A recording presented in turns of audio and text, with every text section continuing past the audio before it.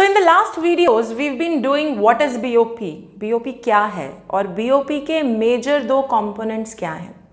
इस चैप्टर में deep understanding होना बहुत ज़रूरी है बिकॉज जब एप्लीकेशन बेस्ड क्वेश्चंस आते हैं तो आपकी समझ पे डिपेंड करता है कि आप उसे अटेम्प्ट कैसे करेंगे। Okay, welcome everyone. आप लोग देख रहे हैं eco world digital classes and this is macro economic series for standard 12th। हम लोग कर रहे हैं बैलेंस ऑफ पेमेंट्स का चैप्टर और जैसा कि मैंने कहा पिछली वीडियोस में हमने कहा बीओपी क्या है, बीओटी क्या है, करंट अकाउंट में क्या क्या आता है, कैपिटल अकाउंट में क्या क्या आता है। आज आगे बढ़ेंगे और एक ऐसा टॉपिक करेंगे विच is one of the most important topics in the chapter, क्योंकि पिछले साल कि CBSE एग्जाम्स में ये डिफरेंस जरूर आया था and it came for 4 marks, तो कोई छोटा मोटा टॉपिक नहीं है। आज हम वीडियो में 2 टॉपिक्स को हैंडल करेंगे। 1 is difference between accommodating and autonomous items and 2 is equilibrium of BOP क्या है, डिसइक्विलिब्रियम क्या है और क्यों होता है। ठीक है, तो चलो शुरू करते हैं। तो देखो 2 टर्म्स हैं अभी फिलहाल, ऐसे समझो बीओपी में 2 चीजें यूज होती हैं, 2 नाम यूज होते हैं। 1 इज ऑटोनॉमस आइटम्स और दूसरा है अकोमोडेटिंग आइटम्स। अब ये क्या है समझते हैं। ऑटोनॉमस आइटम्स वो हैं, these are those economic transactions which are undertaken for profit. यानी तुम जितना एक्सपोर्ट इंपोर्ट करते हो, मान लो तुम्हारा एक्सपोर्ट इंपोर्ट का बिजनेस है तो तुम एक्सपोर्ट इंपोर्ट कर रहे हो, ऑब्वियसली फॉर प्रॉफिट कर रहे हो ना। लेकिन जब तुम एक्सपोर्ट इंपोर्ट करते हो कोई ना कोई फॉरेन एक्सचेंज का मूवमेंट इन्वॉल्व है तो उसका बीओपी में आना तो बनता ही है। तो तुम्हारी जो ये ट्रांजैक्शन है एक्सपोर्ट इंपोर्ट की, जो तुमने फॉर प्योरली प्रॉफिट कंसिडरेशन किया है, उन्हें हम ऑटोनॉमस आइटम्स कहते हैं। तो बीओपी में total of export and total of import evaluate होता है, पुट इन किया जाता है और वो जो ट्रांजैक्शंस हैं, क्योंकि ऑब्वियसली ये सारा लेन देन प्रॉफिट के पॉइंट ऑफ व्यू से होता है, उन्हें हम ऑटोनॉमस आइटम्स कहते हैं। ठीक, ग्रेट। अभी ऑटोनॉमस ही पहले समझते हैं। ऑटोनॉमस आइटम्स ही हैं जो बीओपी में डिसबैलेंस, डिसइक्विलिब्रियम क्रिएट कर सकती हैं। कैसे? तुम्हारा इंपोर्ट का बिल बहुत बढ़ गया, तुम्हारी पेट्रोलियम की बहुत ज़्यादा खपत है देश में, तो तुम बस बहुत इंपोर्ट कर रहे हो, इंपोर्ट करी जा रहे हो, तो बीओपी बैलेंस नहीं होगा ना। तुम्हारा इंपोर्ट बहुत ज़्यादा है, एक्सपोर्ट बहुत कम है, तो डिसबैलेंस हो गया। अच्छा, ऑन द अदर हैंड तुमने बहुत एक्सपोर्ट बढ़ा दिया, तुमको इस साल बम्पर क्रॉप हुआ है and now the country is exporting a lot again. So disequilibrium क्या सिचुएशन है? डिसइक्विलिब्रियम है जब दोनों साइड्स इक्वल, दोनों अकाउंट्स में प्लस माइनस में फर्क आ रहा है, मतलब ऊपर नीचे हो रहा है। तो वो किस चक्कर में होगा? एक्सपोर्ट और इंपोर्ट के चक्कर में। तो इसीलिए ये जो ऑटोनॉमस आइटम्स हैं ये इक्विलिब्रियम, डिसइक्विलिब्रियम, डिसबैलेंस क्रिएट कर सकती हैं बीओपी में, इन्हीं की वजह से होता है। ठीक है। Third, obviously I am talking about profit consideration की ट्रांजैक्शन। जो ट्रांजैक्शन प्रॉफिट के लिए की जा रही है तो ऑब्वियसली इसमें मूवमेंट ऑफ फिजिकल गुड्स तो इन्वॉल्व ही है। आप चीज़ें बेच रहे हैं, चीज़ें खरीद रहे हैं, तो मूवमेंट अक्रॉस कंट्रीज तो हो ही रही है चीज़ों की, राइट। एंड फाइनली इनका एक और नाम है, इनको बोला जाता है above the line items. It's like an accounting statement guys. तो अकाउंटिंग स्टेटमेंट में these are known as above the line items, ऊपर लिखी जाती हैं, तो इनको अबव द लाइन आइटम्स कहते हैं। ठीक है। अब आओ दूसरी आइटम जो अकोमोडेटिंग है, वो क्या भला है? अकोमोडेटिंग शब्द का मतलब क्या होता है? एडजस्टमेंट। एंड अकाउंट्स में भी हम एडजस्टमेंट एंट्रीज करते हैं ना, मिसलेनियस अकाउंट बनाते हैं, एडजस्टमेंट करते हैं। क्यों करते हैं बाय द वे? क्या फंडा है वहां पर? सो द आइडिया इज कि हर accounting statement has to balance, है कि नहीं? तुम अकाउंट्स पढ़ते हो, तुम करते हो ना, अगर एक साइड कम ज़्यादा हो रही है तो हम उसमें एडजस्टमेंट एंट्री करके दोनों साइड्स को इक्वल करते हैं, right. So like every account, this account also has to balance. अब वो ऑटोमेटिकली तो बैलेंस होगा नहीं, है ना, तो कुछ किसी चीज़ को वहाँ डालना पड़ेगा ताकि अकाउंट बैलेंस हो जाए। वो जो कोई चीज़ है जिसको वहाँ डालना पड़ेगा उनको बोलते हैं अकोमोडेटिंग आइटम्स। ये बेसिकली वो एंट्रीज हैं जिनसे हम इस बीओपी अकाउंट को बैलेंस कर सकते हैं, because it's an accounting statement, it has to be balanced. ठीक है। तो इसीलिए अकोमोडेटिंग आइटम्स का प्रॉफिट से कोई लेना देना नहीं है। अकोमोडेटिंग आइटम तो बेसिकली ऐसे है, हमने पूरा अकाउंट बनाया, हमें लास्ट में दिखा कि एक्सपोर्ट साइड ज़्यादा है, इंपोर्ट साइड 10,000 से कम है, तो इंपोर्ट साइड में हमने अकोमोडेटिंग आइटम्स लिख दी ताकि हमारा अकाउंट बैलेंस हो जाए। तो इनका प्रॉफिट से कोई लेना देना नहीं। ऑटोनॉमस एक्सपोर्ट इंपोर्ट वाली ट्रांजैक्शंस हैं, एब्सोल्युटली प्रॉफिट से लेना देना है। अकोमोडेटिंग आर एडजस्टमेंट आइटम्स, इनका प्रॉफिट से कोई लेना देना नहीं। एंड ऑब्वियसली इन्हें क्यों यूज किया जाता है? बैलेंस दिखाने के लिए, इक्विलिब्रियम दिखाने के लिए, है ना। पीओपी अकाउंटिंग स्टेटमेंट है, उसको बैलेंस होना है। So these are brought in ताकि अकाउंट बैलेंस हो सके। अगर मेरा एग्जाम्पल समझ नहीं आया तो मैं फिर से समझाती हूँ। एक्सपोर्ट साइड है, मान लो करंट अकाउंट चल रहा है, एक्सपोर्ट साइड है, इंपोर्ट साइड है, और एक्सपोर्ट साइड ज़्यादा दिख रही है और इंपोर्ट साइड में 10,000 की कमी है।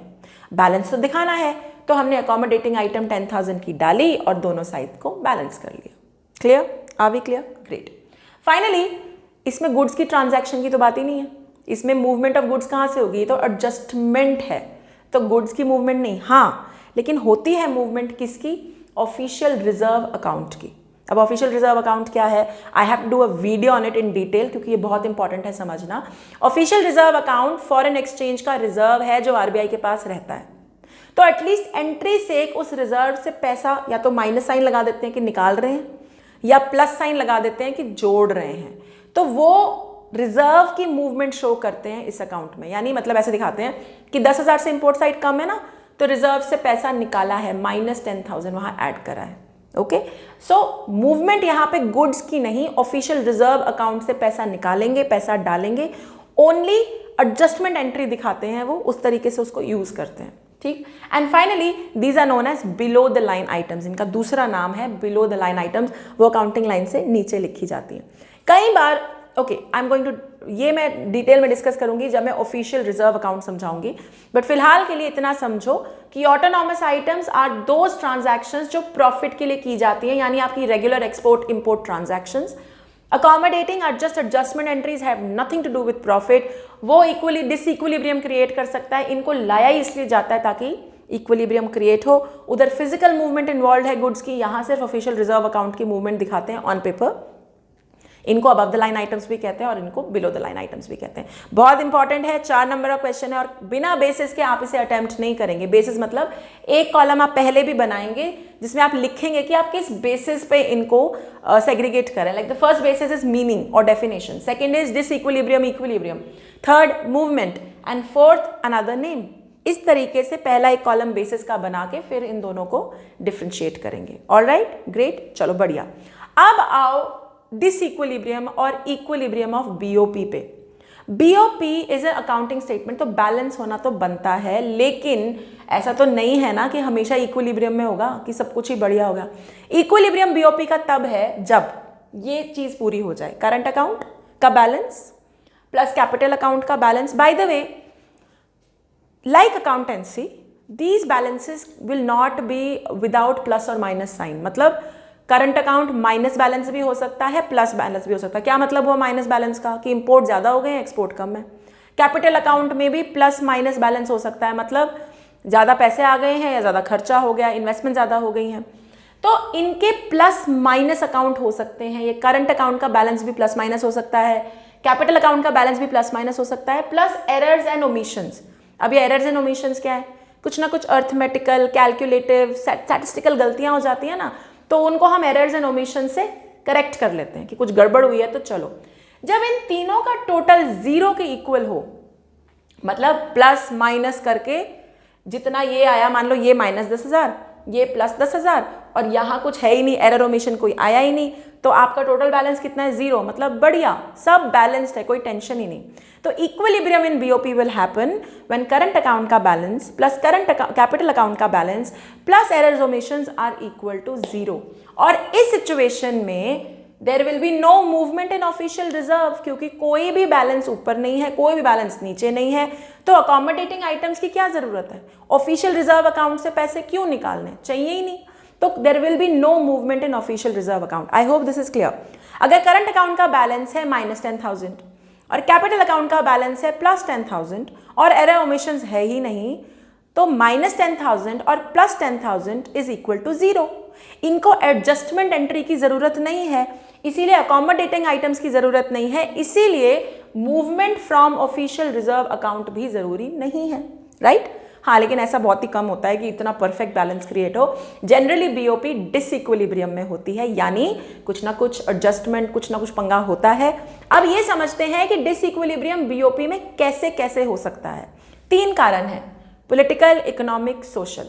पॉलिटिकल तो तुम समझते हो, इंस्टेबिलिटी, सरकार गिर गई, पॉलिसी बदल गई, तो पिछली गवर्नमेंट ने बिजनेस एक्सपोर्ट हाउसेस को बहुत सब्सिडी दे रखी थी, एक्सपोर्ट बहुत बढ़ रहे थे, सरकार गिर गई, पॉलिसी रातों रात चेंज हो गई, अब एक्सपोर्ट रुक गए या कम हो गए, डिसइक्विलिब्रियम इन बीओपी, एक्सपोर्ट्स कम हो जाएंगे, इंपोर्ट ज्यादा हो जाएंगे, डिसइक्विलिब्रियम। लड़ाई छिड़ गई, वॉर, तो सरकार ने अपना सारा जो सब्सिडी एक्सपेंडिचर सब खींच लिया, वॉर की तरफ अटेंशन दे दिया, again business will be impacted, disequilibrium. Similarly economic reasons हो सकते हैं, हमारे देश में इन्फ्लेशन हो गया, महंगाई बहुत बढ़ गई, जब अपने ही देश में प्रोडक्ट महंगा बेचा जा रहा है तो बाहर तो सस्ता नहीं बिकेगा ना, महंगा बेचेंगे, एक्सपोर्ट्स कम, एक्सपोर्ट वाली साइड कम, इंपोर्ट वाली साइड ज्यादा, डिसइक्विलिब्रियम। ऐसे ही कॉस्ट, हमारे यहाँ कॉस्ट बढ़ गई, ट्रेडिंग कॉस्ट बढ़ गई, हमारे कुछ कंपोनेंट्स महंगे हो गए, आगे भी महंगे बेचे जाएंगे, डिसइक्विलिब्रियम। बहुत सारे इकोनॉमिक रीजंस हो सकते हैं। Okay, finally social reason, demonstration effect, जो हमारे देश में नॉर्थ इंडिया में तो बहुत है, show off, I am wearing Gucci, I am wearing Armani, I am wearing this brand, I am wearing that brand, dude the brand is not of the country, it has to be imported from outside, बाहर से लाना पड़ रहा है, तो thanks to your demonstration effect, your show off, हमें इतनी सारी चीजें इंपोर्ट करनी पड़ रही हैं, because we are a mixed economy, यहां सरकार अपना डंडा नहीं चला सकती, कैपिटलिस्ट पॉइंट ऑफ व्यू भी आएगा, तो भाई इंपोर्ट बढ़ता जाएगा, एक्सपोर्ट तो है नहीं, तो BOP disbalanced, disequilibrium. Okay, and finally यहां पे सोशल में ही है एक इंटर बॉर्डर या क्रॉस बॉर्डर प्रेजुडिस का मतलब है भेदभाव, cross border prejudice, we have a problem with Pakistan, India and Pakistan have been at loggerheads since I don't know how many years now, लड़ाइयाँ ही करते रहते हैं,